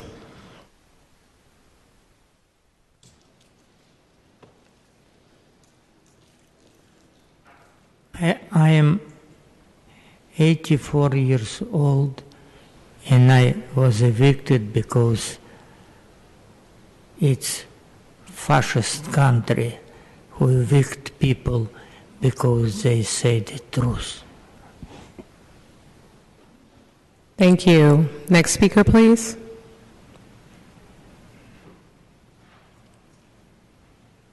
Madam President, Supervisors, my name is Otto Duffy. I'm a nearby resident, neighborhood activist.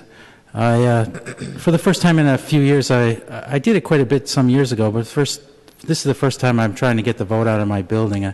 I do it in a more or less nonpartisan way. I just try to get people out to vote, so then when things go badly, I know who to blame. But there's about 87 units in my building. At any given time, there's about 82 or 81 people living in the building because some of them are vacant. And there's about 82 names on the ballot, on the street index of voters that are registered in my building to vote, if you go by the street index of voters. The thing is, there's only about 40 registered voters in the building, so the street index lists twice as many people. And that seems to me to be, like an invitation, for malfeasance. I even think that other neighborhoods have cleaner voter rolls than our neighborhood. I even think it's not really equal protection under the law, under the 14th Amendment. The lowest income neighborhood has the worst, at least amount of service from the election department.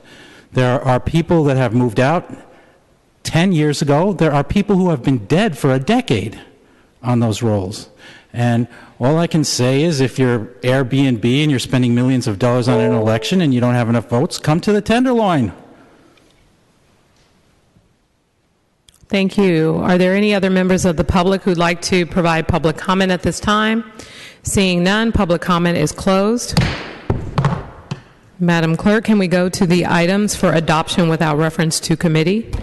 Items 28 through 30 are being considered for immediate adoption. A single roll call vote may enact these items. If a member objects, a matter may be removed and considered separately. Okay, before we vote on those items, can we have a motion to excuse Supervisor Christensen? Moved by Supervisor Tang, seconded by Supervisor Farrell. Colleagues, can we take it without objection? Without objection, Supervisor Christensen is excused. And Madam Clerk, on items 28 through 30, can you please call the roll? Supervisor Yee. Aye. Yee, aye. Supervisor Avalos. Aye. Avalos, aye. Supervisor Breed. Aye. Breed, aye. Supervisor Campos. Campos, aye. Supervisor Cohen. Aye. Cohen, aye. Supervisor Farrell. Aye. Farrell, aye. Supervisor Kim. Kim, aye. Supervisor Marr. Aye. Marr, aye. Supervisor Tang. Aye. Tang, aye. Supervisor Wiener. Wiener, aye. There are 10 ayes. Those motions are approved unanimously. Madam Clerk, can we go to the in memoriams? Yes, today's meeting will be adjourned in memory of the following beloved individual at the suggestion of Supervisor Cohen for the late Miss Regina Douglas.